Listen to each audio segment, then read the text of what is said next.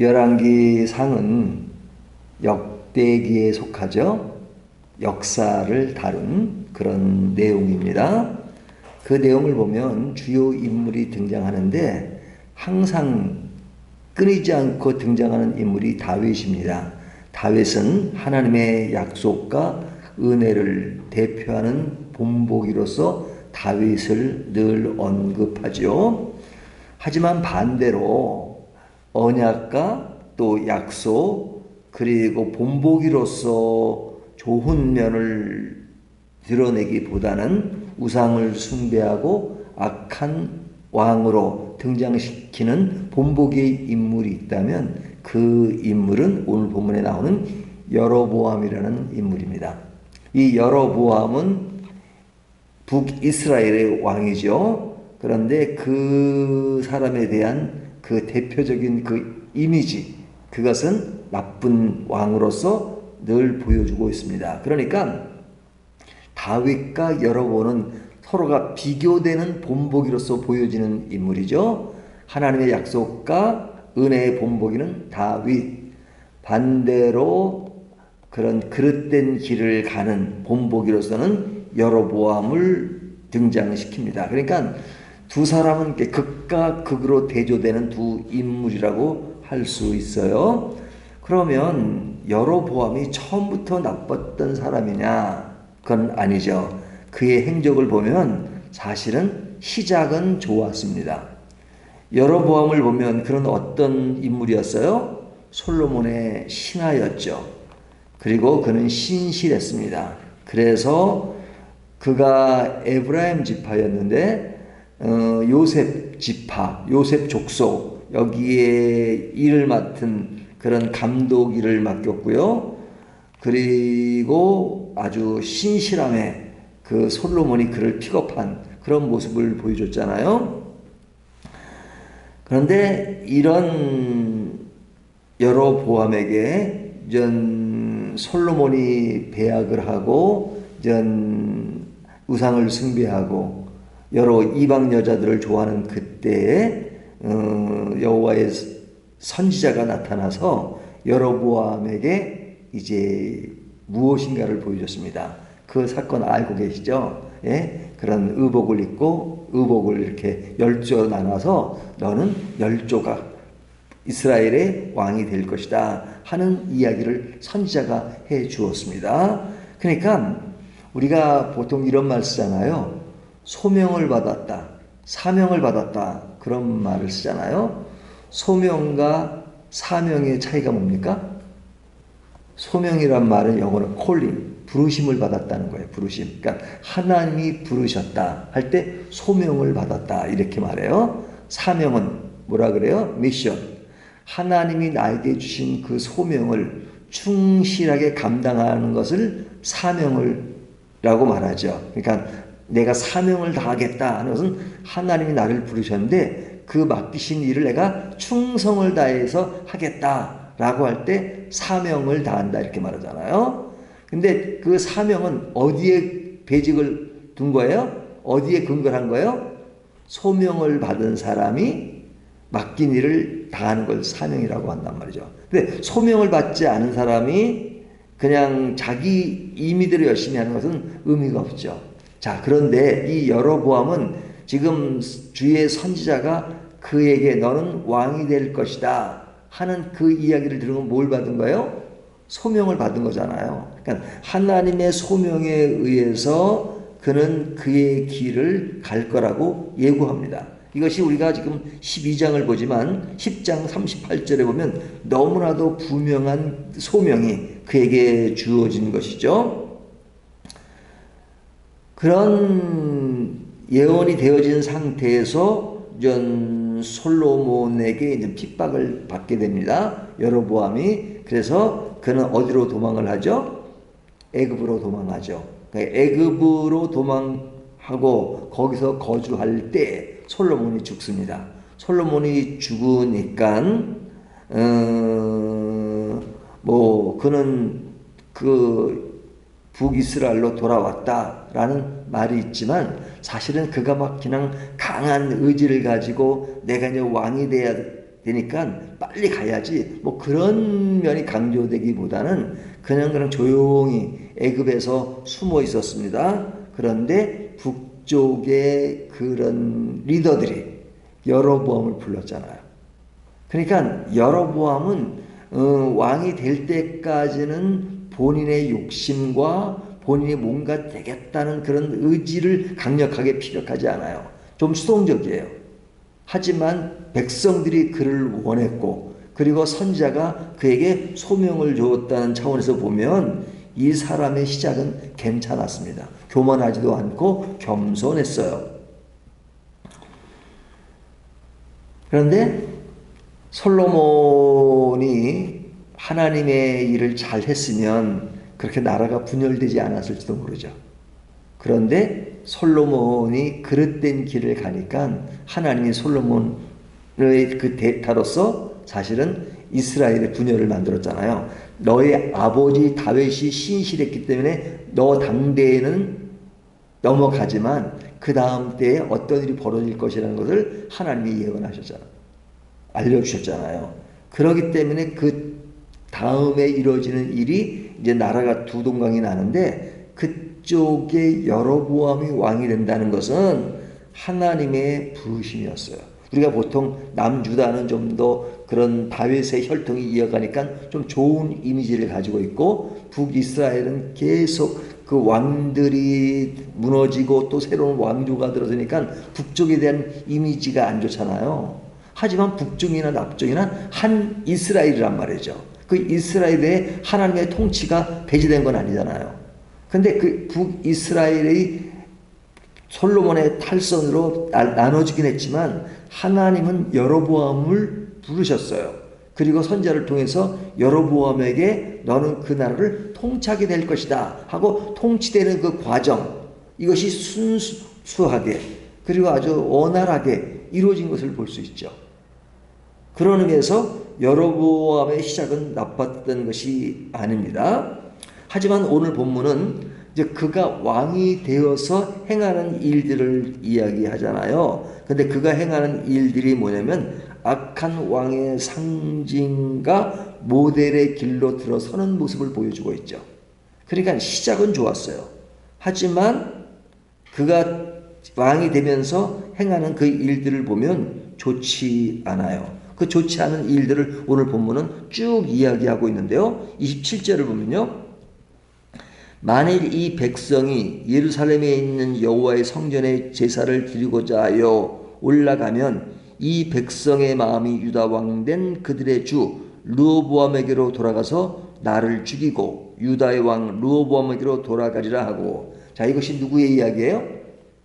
여로보암의 이야기죠. 여로보암이 지금 북쪽의 이스라엘 왕이에요. 밑에는 누구가 왕이에요? 솔로몬의 아들 르호보암이 왕이 됐죠. 그러니까 르호보암이 왕이 된 것도 이제 전장에서 보면 그의 어떤 욕심, 또 그의 어떤 좋지 못한 판단력, 선택 이런 것들이 쭉 나왔잖아요. 그래서 나라는 쪼개져 버렸어요. 근데 이 북쪽을 관리하는 그 여로보암이 뭘 이야기하냐면 그 북이스라엘 백성들이 제사를 드리기 위해서는 어디로 가야 돼요? 예루살렘으로 가야죠. 그러니까 이스라엘은 절기가 있으면 다 어디에 모여요?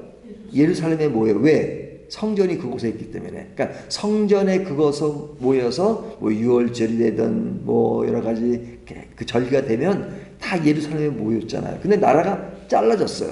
근데 북이스라엘은 예루살렘에 있는 게 아니잖아요. 유다에 그런 예루살렘에 있으니까 북이스라엘 사람들이 제사를 드리기 위해서는 예루살렘으로 가야 되는데 여로보암이 생각할 때 북이스라엘 사람들이 예루살렘으로 가면 그 예루살렘을 통치하는 것은 르호보암이니까 결국은 그렇게 되면 자기 백성들이 마음이 르호보암에게 가게 되고 그러면 자기 세력은 약화되고 그러다 보면 자기는 르호보암에 의해서 죽을 수도 있다라는 그런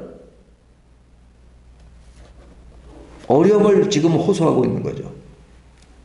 뭐 호소한다기보다는 그 르호보암을 견제해야지만 자기의 자리를 지킬 수 있다 하는 것을 이야기하는 거죠. 그러니까 잘못하면 백성들에 의해서 흔들릴 수 있는 그런 것을 견제하기 위해서 지금 자신을 방어하는 겁니다.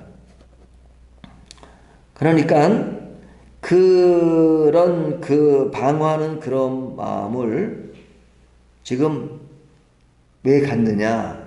그런 하나님과 성전을 바라보면서 그것이 자기에게 쏠리지 않는 것에 대한 위기감을 느끼고 그것을 탈피하기 위해서는 뭘 해야 되느냐? 유사품을 만드는 거죠. 유사품을. 그러니까 이스라엘 백성들은 기본적으로 하나님을 향한 그 어떤 숭배의식, 제사의식은 기본적으로 가지고 있어요. 이스라엘 백성이 아무리 타락해도 하나님을 버린 적은 없어요. 문제는 하나님도 좋고 우상을 숭배하는 게 문제죠.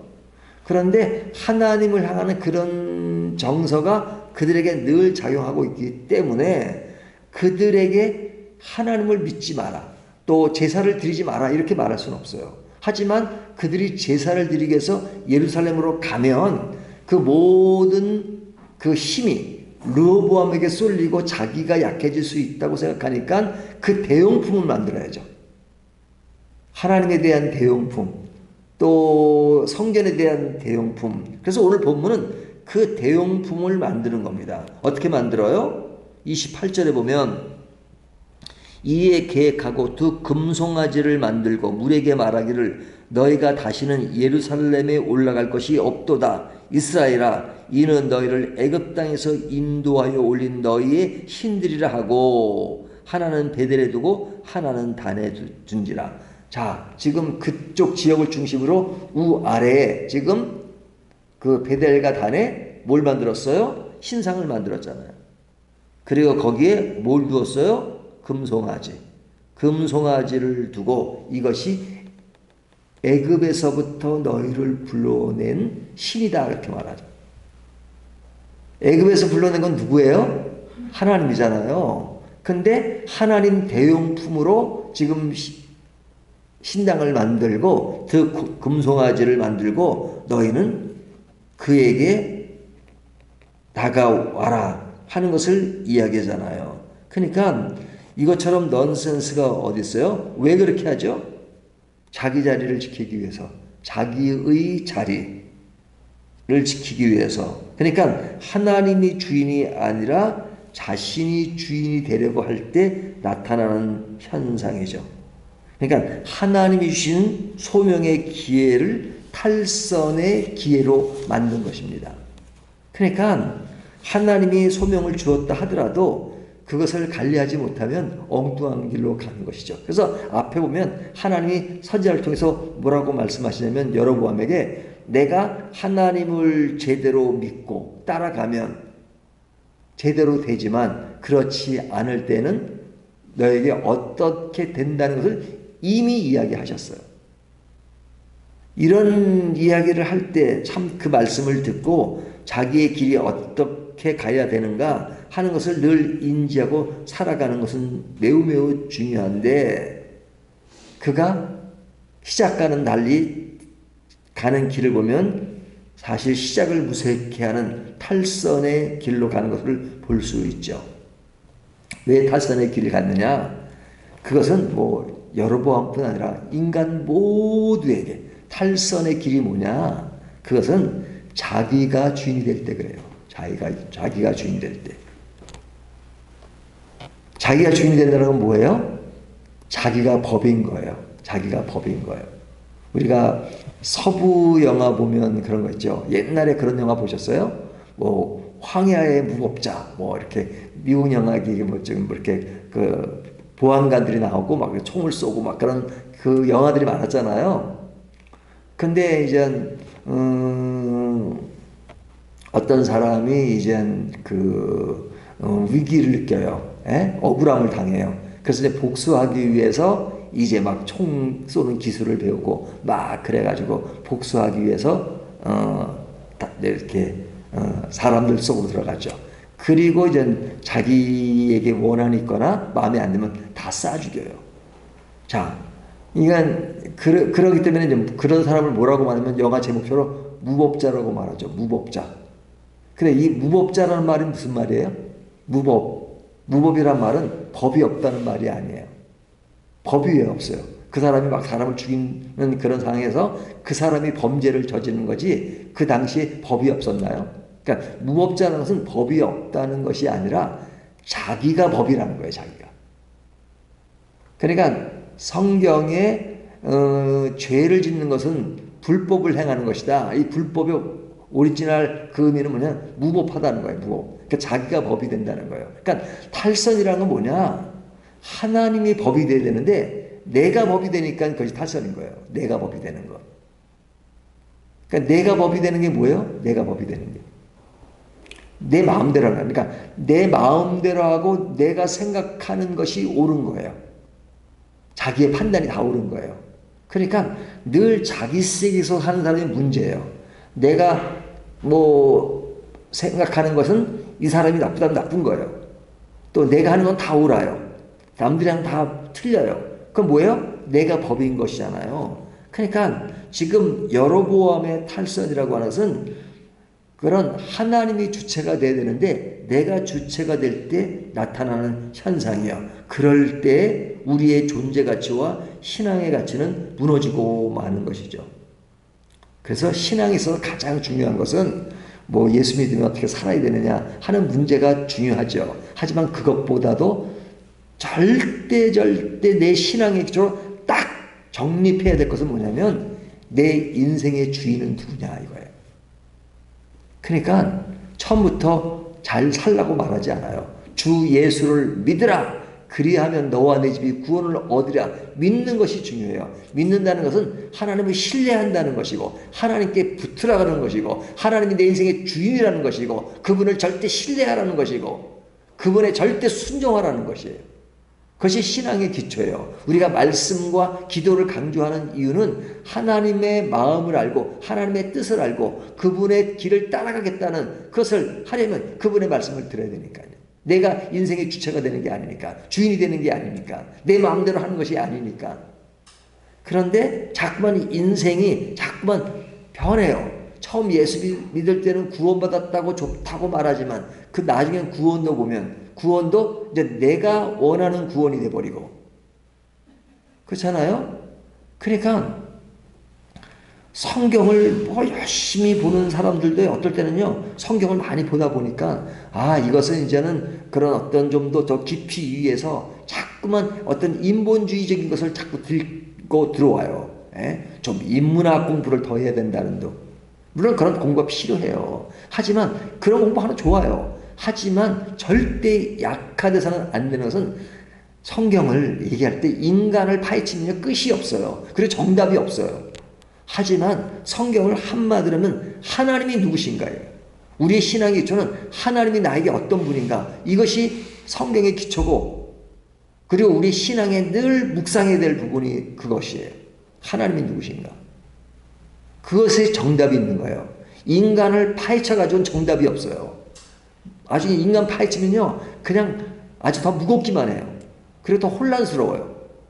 인간이 기본적으로 드러낼 수 있는 것은 악이에요. 그렇기 때문에 여러분 어떤 사람은 그런 말을 해요. 인간 사회가 너무 발전해가지고 과학이고 뭐고 뭐 많이 만들어내고 엄청난 그런 수준에 올랐잖아요. 그래서 자꾸 만들어내는 건지 뭔지 아세요? 결국은 쓰레기만 자꾸 만들어내요. 우주선 만들죠. 우주에 지금 쓰레기가 자꾸 쌓여가요. 그러니까 인간의 어떤 가지고 있는 능력을 개발하는 건 좋아요. 하지만 절대 우리가 생각해야 될 것은 뭐냐면 인간에게는 해답이 없어요. 그래서 신앙의 기초는 은혜라는 말을 쓰는 거예요. 은혜. 하나님의 은혜. 이런 인간, 나약한 인간, 죄를 지는 인간, 희망이 없는 그 인간이 살 수 있는 비결은 뭐냐? 하나님이 구원해 주시니까 사는 거예요. 하나님의 은혜인 거예요. 그래서 하나님의 은혜의 모든 포커스가 돼야지만 우리가 진정으로 살 수 있어요. 하지만 이런 인간이 조금 뭐 되면 하나님께 시선을 두는 게 아니라 나에게 시선을 둬요. 내 자리를 내가 지켜야 되고 르호보암을 견제해야 되고 내 자리를 지켜야 되고 내가 만들어야 되고 내가 이루어야 되고 그리고 내가 주인이 돼야 되고 내가 대장이 돼야 되고 내가 해야 되고 그러면 탈선인 것이죠. 솔로몬 같은 사람도 시작은 얼마나 좋았어요. 하지만 그래서 무너지는 거예요. 오늘 본문은 그것을 말씀해 주고 있습니다. 우리에게 은혜가 절실하게 필요한 것은 하나님을 향해 있어야 돼요. 그리고 하나님께 늘 다가가는 것, 그리고 하나님의 은혜에 감사하고, 그리고 나를 버리고 내 인생의 주인을 하나님으로 모시고 사는 것, 그것이 인생을 가장 아름답게 사는 것입니다. 그리고 신앙의 본질을 지키는 것이에요. 하나님이 주체가 되지 않고 내가 주체가 되는 그런 말씀과 그런 기도와 그런 종교적인 형태와 교회 생활은요, 그럴싸하게 종교적인 것으로 보여요. 그리고 신앙이 좋은 것처럼 보여요. 하지만 그것은 오래가지 못해요. 오늘 말씀을 통해서 우리는 어디에 집중해야 된다? 하나님. 근데 우리가 하나님과 직접 이렇게 대화하기가 힘들 때가 많잖아요. 그래서 하나님이 그의 아들 예수 그리스도를 통해서 중보 역할을 하시잖아요. 그래서 우리가 기도할 때도 예수 그리스도 이름으로 기도합니다 라고 말하잖아요. 우리가 예수 그리스도를 통해서 우리의 신앙을 돈독하게 하는 저와 여러분 되시기를 주님의 이름으로 축원합니다.